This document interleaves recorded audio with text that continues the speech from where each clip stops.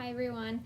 Today Pastor Josh asked me to go over the next chapter for the Summer of Psalms series that we are doing, and I agreed to do it. So today we're going to go over Psalm 34, which is a really interesting chapter because it is technically a Hebrew acrostic poem, so each verse goes along with a different letter of the Hebrew alphabet, which kind of goes to show just how intentional and really thought out and organized this psalm was when it was written by David.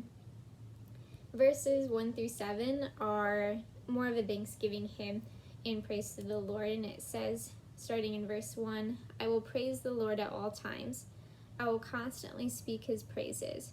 I will boast only in the Lord. Let all who are helpless take heart. Come, let us tell of the Lord's greatness. Let us exalt his name together. I prayed to the Lord, and he answered me. He freed me from all my fears. Those who look to him for help will be radiant with joy, and no shadow of shame will darken their faces. In my desperation I prayed, and the Lord listened. He saved me from all my troubles. For the angel of the Lord is a guard. He surrounds and defends all who hear him." And the next verses, which is the section of 8 through 14, talks about wisdom and kind of is just a list of things that we need to do in order to live a godly and holy life. And it says in verse 8, "Taste and see that the Lord is good.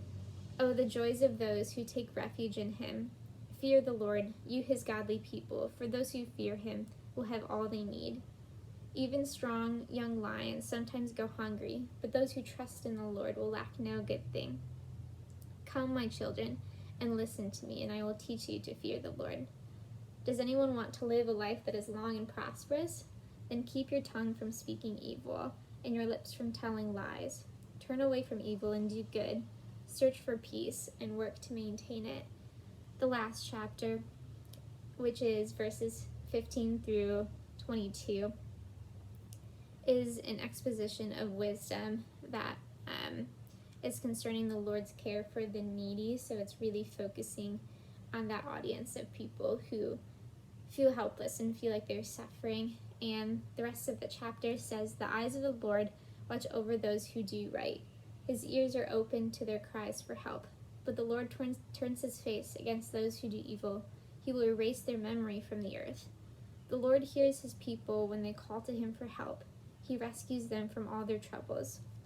The Lord is close to the brokenhearted. He rescues those whose spirits are crushed. The righteous person faces many troubles, but the Lord comes to rescue each time. For the Lord protects the bones of the righteous. Not one of them is broken. Calamity will surely destroy the wicked, and those who hate their righteous will be punished.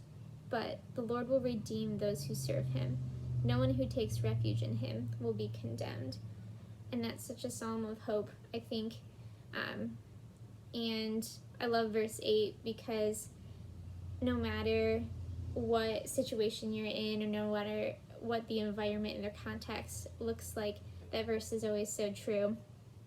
And I know yesterday I was eating peanut butter ice cream and I tasted it and I wanted to eat it a lot more and eat it more and more, and eventually ate most of the carton. But in verse 8 it says, like, taste and see that the Lord is good. So when you just get that little taste of the goodness of the Lord, whether you're suffering or whether no matter what's going on, there is so much joy that comes out of just tasting the Lord. And our wisdom is just kind of another factor of that. When we taste the Lord's goodness, we want to just live really holy and godly lives. So thanks for listening, and we'll see you tomorrow.